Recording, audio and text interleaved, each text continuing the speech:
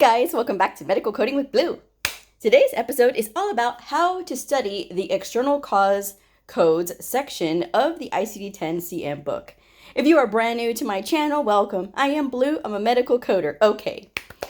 I am so excited for today. And as I was going throughout the day, I was thinking in my head, this is going to be so much fun. Now, you might be thinking, Blue, really? Injuries? How is that fun? Okay. I am an injury coding freak, okay? I love to code injuries. Why? Because it is a challenge, number one. Number two, the best part of doing injury coding is the external cause codes. Now you may be thinking, why? Because there is a code for that. And we're going to get into that today. But I did do a scenario, okay? So I'm going to talk you guys through it, but I'm going to talk a little bit more about like my study tips for the section. Then we're going to talk about the scenario. And if we have time, it depends on how fast I get through it, I will go into it a little bit more. I will be doing sequela on a separate video because sequela needs to be done by itself. There's no way that I can talk about sequela in this episode because there's not going to be enough time. So without further ado, my lovely guest, the Optum 360 ICD-10 CM coding book. But I'm going to go ahead and open to the external cause section. Now, my first bit of advice when it comes to finding out about the external cause section is to actually go to the external cause section and actually look at every single category. Every single thing that you see here. Look at it, study it, read it, breathe it. You want to do it all because there's a lot of detail. These things are very important. Why are they so important, Blue? Because when you are dealing with claims from like insurance about like workman's comp, or maybe it was an auto accident or something like that, these things are very critical. You know, heaven forbid somebody was hurt in some type of natural disaster. Everything is covered here. So you want to make sure that all the detail is there. You get every single type of detail. And the first step to doing that is actually going through and looking at what are your options. What are the things that you can, and how are they worded in here? Because things that are worded in the external cause section are a little bit different. So if somebody hurts somebody, the person is called a perpetrator, okay? If you are talking about a fist fight, it's actually in here as brawl.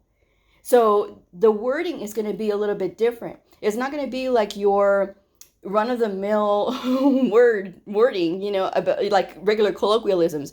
It's going to be worded differently. If you're talking about running, the patient hurt themselves by running, that's going to be overexertion. So there's a difference in how things are said in here in the external cause section. This is why I'm telling you guys to get familiar with the external cause section. And you see all these, let me creep forward. So you see all these little check marks? That means that you know that that particular code is going to be 7 digits, all right? It's going to be 7 digits, and that last digit is going to be the A for initial, or D for subsequent, or S for sequela. So that's what injury codes come out to, okay? So you have external causes, and you have activity codes, you have place of occurrence codes, and work status codes. So I will say that you're not going to have to report activity, place of occurrence, and work status every single time. That is only reported on the very first encounter. So when you are having an injury and a patient is barely coming in, and let me go ahead and give you the scenario while we're here. And I already marked the book, so I know how to look it up really quickly. All right, so here's the scenario. Our patient has a displaced trimalar fracture of the right leg. This was caused by a tackle when they were playing football, and this was at school, at the football field, and this person is a student. So these are what your initial injury codes are going to look like. It's going to give you the injury, which is the displaced trimalar fracture of the right leg, initial encounter for closed fracture. The external cause.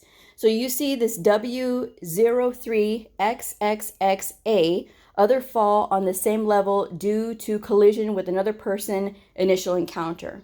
So, and then going on, we have the activity code, the Y93.61, activity, American tackle football. And then we have place of occurrence, Y93.21, football field as a place of occurrence of the external cause, and the work status, which is Y99.8. So notice these last three codes do not have 7 digits. I want to point that out right away because you're only going to use these on the very first time that this patient is being seen for their care. So once they have those additional visits, you're not going to report these because you've already reported what happened to them, okay? So I'm going to go through and show you guys how I look up the external causes. I'm not going to do the injury code right now because the whole point of this video is to talk about external causes, how to look them up, and study tips for external causes. All right. So the first one is, I'm going to take this away. But the first is that we look up is at W03XXXA. Other fall on the same level due to collision with another person. So what does that mean? When we collide with somebody, this is obviously in tackle football. Let me see here. I'm going to bring it up. Tackle in sport. So, where are we? Okay. So here we have tackle in sport. Right there. Which is W03. And then you have the little check mark there. That's saying that we need to fill in that check mark. So when we go to the back,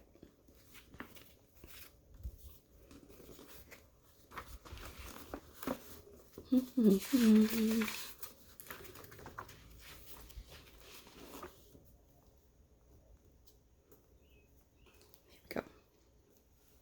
Creep forward. So we have W03, other fall on same level due to collision with another person. Fall due to non-transport collision with other person. So these are like more other things that can fall under this as well. It has the excludes one note on there, which says collision with another person without fall. And that's being more specific, okay? Because you can collide into somebody and not fall. This is why detail is so important, okay? It also excludes crushed or pushed by a crowd or human stampede, and that falls under W52. So then you would go to that section if that's what happened. But obviously that's not what this is. Or fall involving pedestrian conveyance, fall due to ice or snow, and then fall on the same level not otherwise specified, which is W18.30, and then it goes on. So we know that with a little check mark there, maybe we can see it, okay. With a little check mark in the 7th digit, we know we have to fill in with the placeholders of XX. And here is the beginning of the section. And here is your A for initial encounter, D for subsequent encounter, or S for sequela. Since this is the first time, this patient is going to get these codes right here. So that's how we get to that, okay? So continuing on with our story, we need to say, or let it be known, that the activity of this external cause, because the external cause is just telling us what happened, right? This was a other fall on the same level due to collision with another person initial encounter. But it's not telling us the activity. So that's where we have to put in that activity code, that Y93.61, activity American tackle football. because there's different types of football. There's touch football, flag football. So there's different different codes for those. So let me go, oops. Let me go ahead and get the activity here, which is, where are you? Oh, here we go.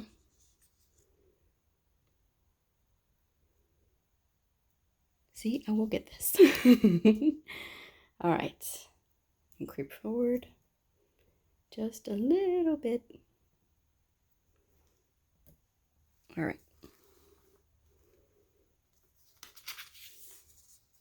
So we have right here, football, American.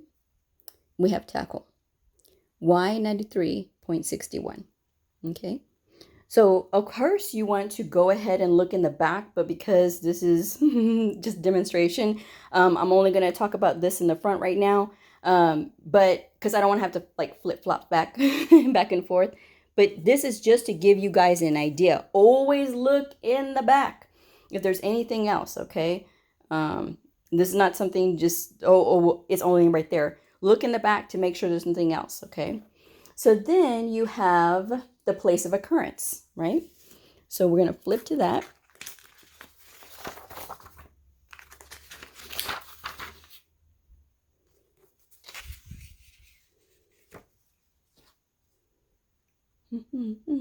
Okay, so place of occurrence is going to be the football field. Right there. So see? Y92.321. Okay. Oh, I sure did write that one wrong. Okay. I guess I missed that 3. So it's Y92.321. Okay, so I missed the 3 in the thing, so ignore that. But again, you get the idea. So look in the back, and then the work status. Okay, so you're going to go to the status of external cause, and because this patient is a student, it is going to fall under, so we're going to go to status of external cause, because if the patient was like working, then you would be able to identify that. But because this patient was a student, it would fall under student activity, which is Y99.8. Boom. There you go. Student activity. So that is how you get to your first set of codes when you're coding for injuries. So that is what it should look like. Now, when it comes to injuries, and say, for instance, the patient gets their fracture treated, and they have to come back a day later because the fracture slipped out of place. So that patient comes back in and has to get their fracture reset again.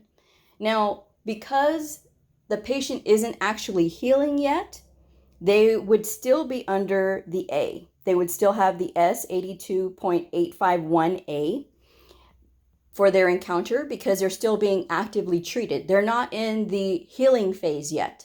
So there's an importance of knowing in the documentation, what is it saying?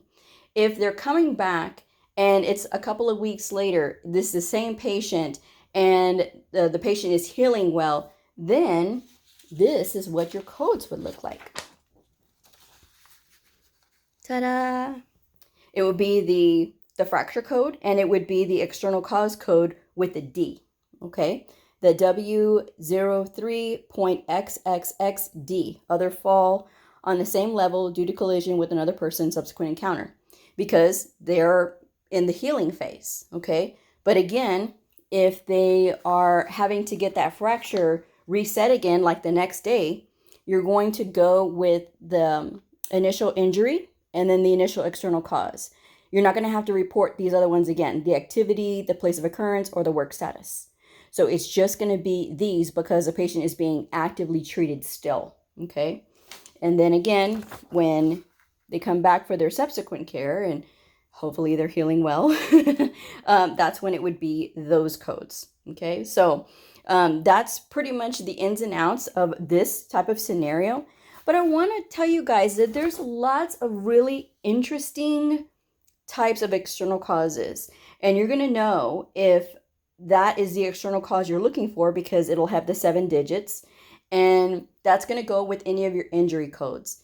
The documentation must reflect this though. So work with your providers, get them on board. This was an uphill battle. I'm not gonna lie. When I first got with my boys, and they, ICD-10 was still new at the time too. So we were all learning. There was a lot of growing pains, and there was a lot of arguing with Bleu. I'm not going to report an injury code every single time. I'm like, you have to. That is how the injuries are coded, because you have your initial and you have your subsequent. This is telling us that the patient doesn't necessarily, the patient is healing from this injury. They don't have an active injury because you're not actively doing anything when they're in the subsequent phase, when they're in the healing phase. So it doesn't mean that you're not taking care of them. And they're like, oh. So again, it was a lot of back and forth. And then getting them to tell me in the initial visit, how did this happen? Did they fall? This is ridiculous. Why do I gotta put all this detail? Because it's part of telling the story. And in order for us to know, again, it may go back to, this is a patient who is workers' comp, or who is injured, in a car accident. So to have the complete detail every single time is so crucial, and getting them into those healthy habits and not letting them just slide by because, I don't want to upset them, and I don't want them to yell at me, or I don't want them to get mad. They're going to. It's just a matter of trying to make it where they know that you are just trying to help them. And these external causes are they're so descriptive. And so they will tell a lot more of what happened. If this is an assault, that is another thing that needs to be in there, in the documentation, obviously. But when you're looking at the external cause codes, you're able to tell more of the story with the codes. So that is something to know and to think about. But it's not as scary as people try to think that it is, because once you get familiar with just going through each, you'll be able to see like, oh, okay, there's a code for that. And you see right here, stepped on by an animal, not being ridden, not otherwise classified. There's that code. Stepped on by a crowd or human stampede is that W52, and then it goes on because it's going to be that 7-digit code. Stepped on by a person. And so there's lots of stepping on an object. And then it's sporting equipment, like if you stepped on a weight, stationary or sports equipment, with fall, person, and then crowd and stampede. So it really goes on in more and more detail every single time. But again, going through and looking at this and seeing the weird words that they use. They do have this one that I saw. Let's see. Where is it? And you will learn so much just by going through the external cause codes. Look at this. Look at this. Is this crooked? Oh, my bad. Because I turned it. Oops. All right. So you see coup de soleil. You know what this means? It means sunburn. I was like, are you kidding me? It's French for sunburn. So it's just the different things that they say and the different ways that they use these words in here. I mean, that is just, it's very fascinating. And this part does not get boring. So like I said, if you are working in the ER, if you're working in ortho, if you're working in podiatry, that is some of the best areas to learn this stuff. And if your providers are not documenting like they're supposed to, this is a perfect time to get with them. And when you're doing like these presentations, when you start doing them, you can start giving examples of like some of the things that you see in this book. somebody who was, I was listening to this one guy that was doing a presentation in the beginning. He was one of our physician champions. He said his favorite code was fall from a spacecraft. And so I was like, wow, like how many times would you ever use something like that? Or bitten by a dolphin? That was another one. It's like, really? Like, who can say that? And of course, they actually have bitten by a shark in here as well. So there's tons of very fascinating things, but it starts with just looking at what is available, and it will make injury coding less scary. It will make the external causes more easier to understand when you're looking at the documentation versus what you have in the book. Because remember, providers don't have to use the same language as the book. They can say whatever they want to, and as long as it matches with meaning the same thing, we can get it from the book. But you have to put yourself in that position to understand what they're saying and understand what the book is saying. So again, that is my biggest bit of advice. It's not even that big, guys. I mean, just to look in the index part of the external causes is not that bad. It's just a few pages, literally just a few pages. That's it. So you guys can do that. So just look at it so that you can get comfortable with it. That's the best thing that you can do when you are trying to learn something, is even when you don't understand it, is face it head on. Just sit here and look and laugh at some of the stuff that you see, because it's fascinating. At least I think so anyway. But yes, so tomorrow will be more study tips, and I hope you guys are enjoying this. I was very pleasantly surprised at yesterday's reception for study tips about the ICD-10 CM coding guidelines. So I hope that this is just as surprising as well. All right, so if you haven't had a chance to already, I hope you hit that subscribe button, like this, share this if it helped you, share this so that it can help other students. All right, so I'm gonna wrap this one up. I will see y'all on the next video. Bye.